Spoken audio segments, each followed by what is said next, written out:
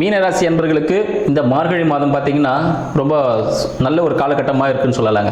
ஏன்னா ராசியின் அதிபதி பார்த்தீங்கன்னா 1க்கும் 10க்கும் அதிபதி 4ல் இருக்கிறார். சரிங்களா, 10க்கு 7. ஸோ மனைவியின் உதவியுடன் புதிய தொழில் தொடங்குவதற்கான ஒரு வாய்ப்புகள் உண்டு. இவரும் பார்த்தீங்கன்னா புதிய வீடு வண்டி வாசல் வாங்குறதுக்கான வாய்ப்புகள் உண்டு.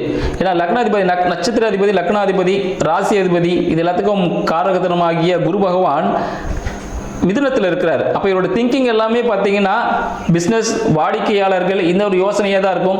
வீடு வண்டி வாகனம் வாங்கணும், இந்த திங்கிங்லேயே தான் இருக்கணும்.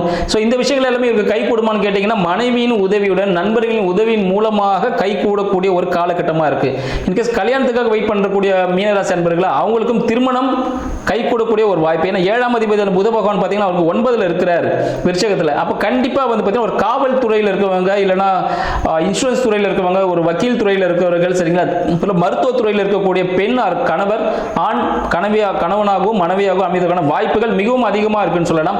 12ஆம் அதிபதி 12ஆம் அதிபதி லக்னத்தில் இருக்கிறதுனால பார்த்தீங்கன்னா ராசியில் இருக்கிறதுனால லாபங்கள் சற்று விரயமாகக்கூடிய ஒரு காலகட்டம். எனவே பெரிய இன்வெஸ்ட்மெண்ட் எதனா பண்ணீங்கன்னா வாழ்க்கையில் வெற்றி பெறலாம். நன்றி.